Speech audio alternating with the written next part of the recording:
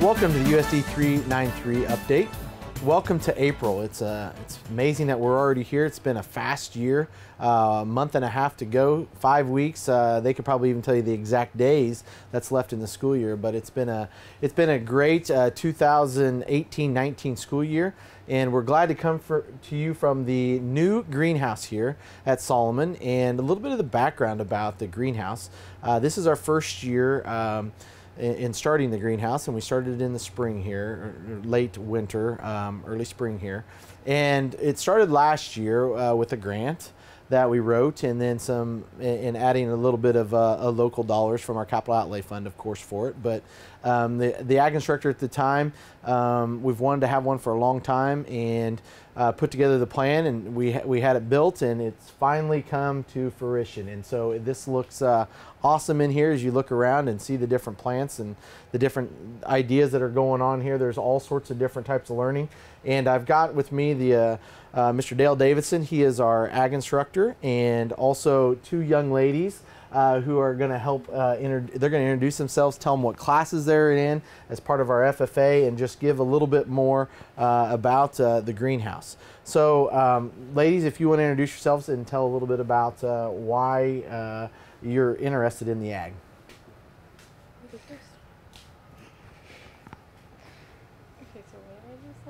Just tell us your name and a little bit about what classes you're in and involved in ag.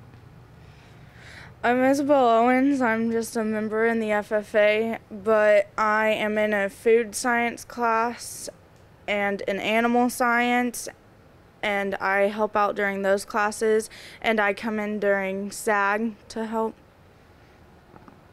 My name's Olivia Holt, and I'm a senior at Solomon. I'm an officer as well, and I'm in the food science class. Yeah, Olivia and Isabel have been very helpful, especially over spring break when I live 30 miles away, and Isabel came in and watered plants. We didn't actually get the plants going strong. We started planting the last week in February, thinking as cold and nasty as it was, we didn't want to have the greenhouse up and running, paying huge gas bills. But it's really been a tremendous asset. Plants have taken off, growing well. We're going to be having some plant sales later on after Easter break. We've got a variety of vegetables and a few flowers. One of the things that we're going to be doing this Saturday is we've got the Willie and the Beanstalk contest at Kansas State University at the open house. We purchased a new LED light this last year with some grant money. We're comparing natural grown beans with those growing under the LED light. We're seeing some results that the LED light's not as tall. However, the plants are much thicker and healthier and just so much stockier. So those are a few of the things we've got going on in here real quickly. So ladies, what's been the most challenging part of operating a greenhouse for the first time?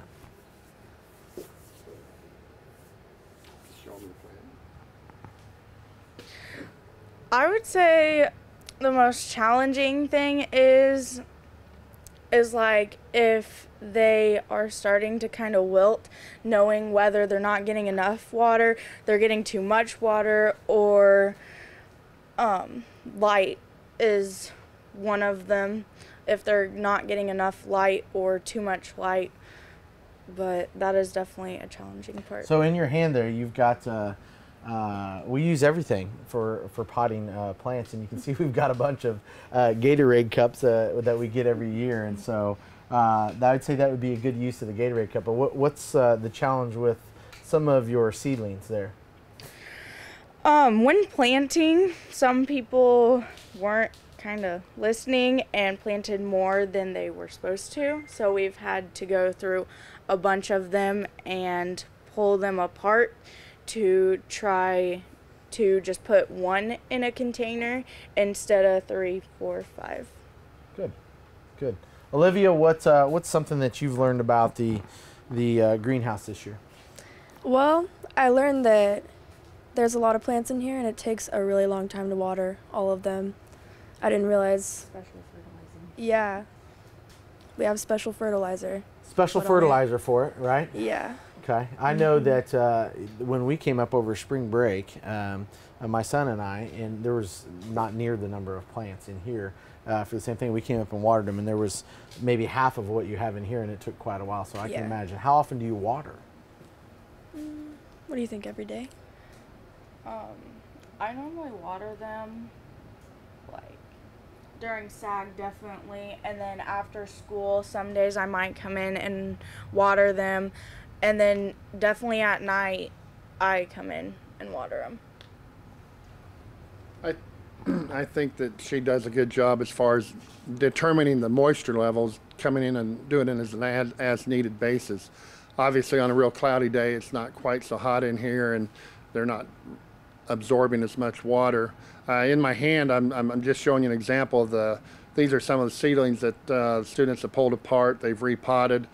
We thought we might only have 5 or 6 dozen tomato plants, and now we're going to have 10 or 12 dozen at least. And they're doing a great job pulling them apart because they're staying healthy, they're growing, and these clear plastic cups with tomato plants are all ones that have been transplanted. So sometimes you're afraid that you're going to hurt a plant by pulling it apart from another one, but they're fairly tough. They've came in and survived. But it's been a good learning experience, not only for the kids but for myself as well. And we only see things getting bigger and better in the upcoming years. So one of the other things that I noticed is that there's a lot of these initiatives with the Work Well Kansas grant to Dickinson County, and I know that our community's putting in a community garden. You might tell about the FFA and the ag program's involvement in the community garden. The biggest part so far we've played with the community garden is we were able to, they brought in 13 sugar containers from Russell Stover's. We cut them apart, cleaned them up a little bit, but had to cut some metal, cut some plastic. But we told them we'd help them out however we needed. We're going to supply a few plants for the community garden as well if people want some. The main thing on the community garden is just to get it up and running, getting people to take care of it. There's a whole video series on K-State Extension as far as the community gardens, if anyone ever wants to look at that. It explains them very well. The main thing is to get started small. Don't try and overdo it. As we learn about things, a 10 by 10 is actually not a 10 foot by 10 foot is not a bad size to start with, but we'll have spaces quite a bit larger than that. One of the things that we're working on is those sugar containers are going to be for raised beds. So if people have trouble bending over, they can't work on the ground, these will be up in there. We'll be having some trellises set up so that plants can climb over, cucumbers, etc. And we're able to reach up and pick those cucumbers rather than having to get on the ground and find them. And so those are a few of the things we're looking at. One of the things that I've been impressed with as you come out here is there's always something new or different, and it's a trial and error basis. And you just heard one of the vents come on. But one of the things that I think I've been impressed with the most is the fact that the kids have built everything in here.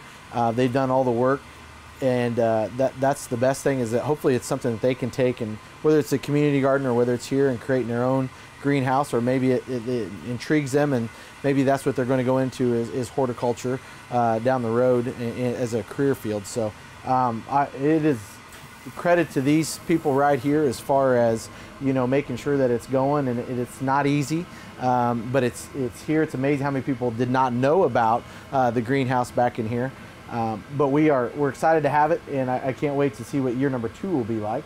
But plant sales, remind us again when you're thinking about plant sales after Easter. Yeah, after Easter break, we'll set a date. We'll put it out on the sign downtown. We'll put some signs up around. We'll put it on the different internet sites that so people can come up.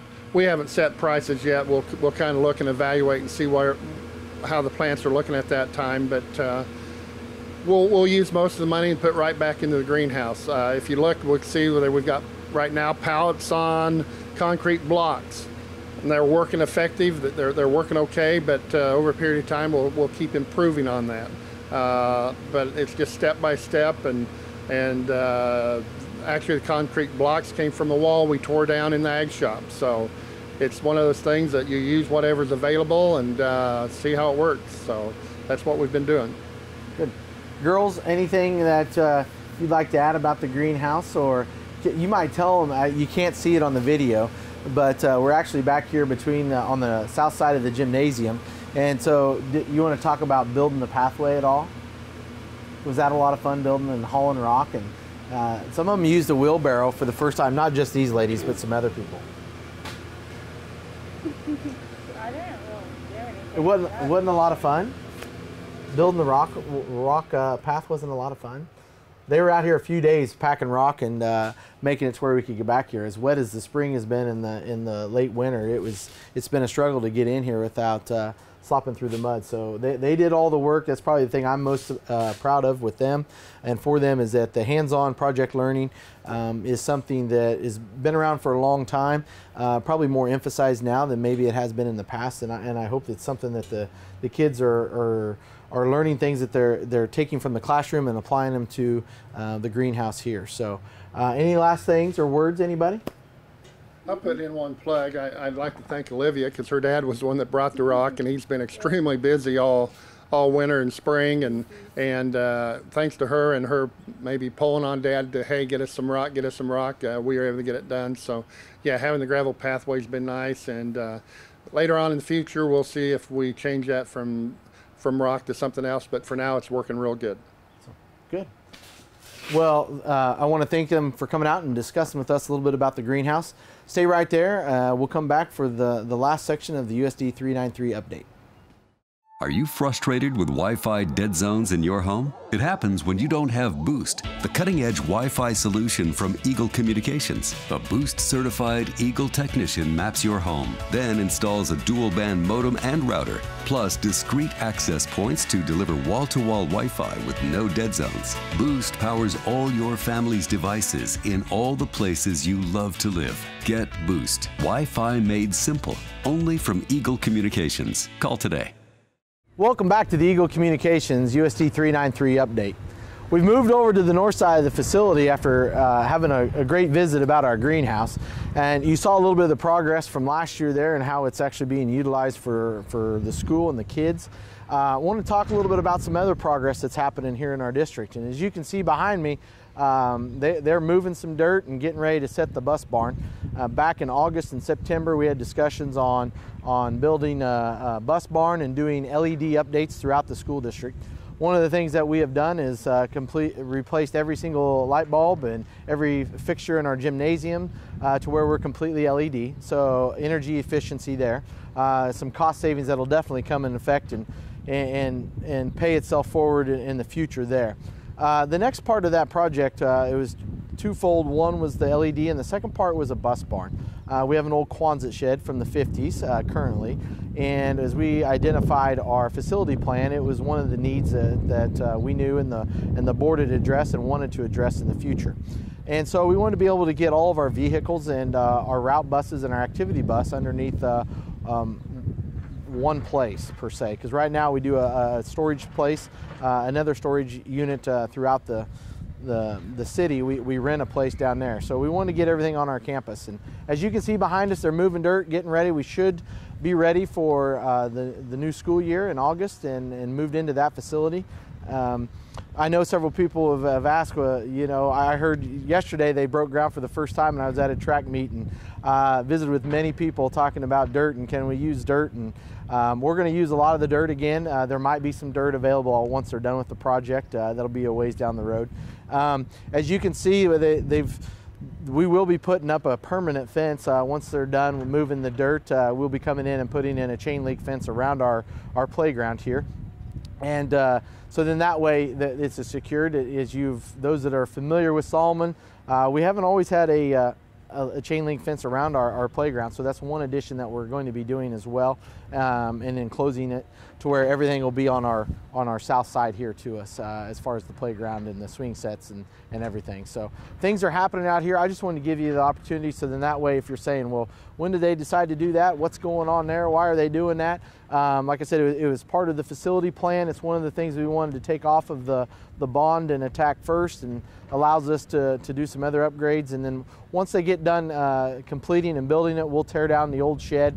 We've got a few other older buildings that aren't being used, some old bathrooms at a couple facilities that we'll also tear down and just do some updating of the grounds and the facilities in that regard. So just wanted to give you a little bit of update on where we're at in that regard. It's good to finally see them breaking ground after a very wet winter. They were supposed to start at the beginning of March, and obviously due to the weather, we've been delayed a month. So we're hoping to be in by the 1st of August, end of August, and have everything completed by then. But want to give you an update there. And the final thing I wanted to talk about was just this school year. It's amazing that we are almost done. Our students and staff has done a tremendous job this year. And the great thing is that we've only have one person that's leaving our school district. We have everybody else back for next year. It's great to have that continuity of our teachers and our staff. And that's all credit goes to the staff and the administrators for all the hard work that they do on a daily basis. And it has been because of their efforts, it has been a very smooth year. It has been one that I know that many parents and many community people have commented on how smooth the transition and things have gone this year. The other one I wanted to allude to is that it's that time of year when, you know, we start talking about state testing and we start talking about the legislature, and everything just comes like we're on a mad dash to the finish line as far as school goes. And you know, all those things are very important, but the single most important thing is your students and what we do for them daily. And you should be have a lot of pride, I should say. You should have a lot of pride in the staff that you have here at Solomon that address your students' need on a daily basis. Cannot emphasize how lucky we are and how blessed we are to have the staff that we have. And kudos to them, and they don't get enough credit, and I want to make sure to take time to thank them. And you know, at the very beginning of May is Teacher Appreciation Week, and so by the time you see this, the next time we come together, the week will already pass. So be thinking about that as we roll into field trips and we roll into the end of the school year. Thank your teacher, thank the staff members, because I know I truly appreciate all they do for Solomon schools. Until May, I can't believe it, but until May, we're already there. Have a great rest of your April, and we'll see you back here next month.